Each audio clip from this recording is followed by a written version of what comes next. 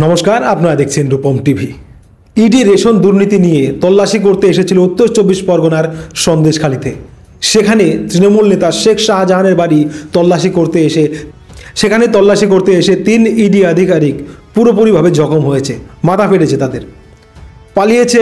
সঙ্গে কেন্দ্রীয় বাহিনী ছিল, তারাও পালিয়েছে। মানে এতটাই ভয়ঙ্কর পরিস্থিতি তৈরি হয়েছিল সেখানে।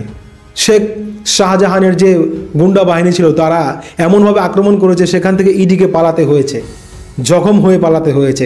সিআরপিএফ জওয়ান ছিল, তাদের কাছে বন্দুক ছিল, তবুও তাদের পালাতে হয়েছে। কি ভয়ঙ্কর একটা পরিস্থিতি, আপনারা একবার ভাবুন। ঘটনার 4 দিন হয়ে গেল। এবার কেন্দ্রীয় স্বরাষ্ট্র মন্ত্রকের তরফ থেকে রাজ্যের কাছে রিপোর্ট তলব করেছে। পশ্চিমবঙ্গে কি হয়েছিল, ইডিরা কেমন মার খেলো, সিআরপিএফ জওয়ান থাকতেও কেন মার খেলো, কেমনভাবে আক্রমণ হলো, পুলিশ কি করলো, এখনও গ্রেপ্তার করা হলো না, কি ঘটনা ঘটছে, এবার রিপোর্ট তলব করলো কেন্দ্রীয় স্বরাষ্ট্র মন্ত্রক। পশ্চিমবাংলায় কেন এমন হচ্ছে বারবার? জঙ্গি কার্যকলাপের মতো কাজ। দেশের সর্বময় যেটা প্রতিষ্ঠান, যেখানে আইন রক্ষা হয়, দুর্নীতি তদন্ত যারা করতে যাচ্ছে তাদেরকেই মারা হচ্ছে। পুলিশ এখনও তেমন কিছু পদক্ষেপ নিতেই পারল না। রিপোর্ট তলব করেছে এবার কেন্দ্রীয় স্বরাষ্ট্র মন্ত্রক।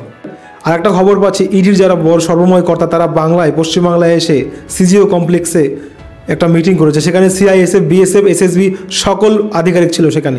এবার যখনই তদন্ত করতে আসবে কোনো ইডি বা সিবিআই, তখন যে সমস্ত বর্ডার এরিয়া রয়েছে সব সিল করে দেওয়া হবে। সমস্ত পুলিশ বাহিনীকে তটস্থ রেখেই এবার তদন্ত করতে আসবে বা তল্লাশিতে আসবে কেন্দ্রীয় সংস্থা, গোয়েন্দা সংস্থা। কিন্তু আপাতত এই যে ঘটনাটা ঘটলো, যেভাবে ইডিকে আক্রমণ করা হলো, সিআরপিএফদের মানা হচ্ছে না, তারপরেও রাজ্য সরকার কী করলো, পুলিশ কী করলো, তার একটা রিপোর্ট তলব করলো কেন্দ্রীয় স্বরাষ্ট্র মন্ত্রক।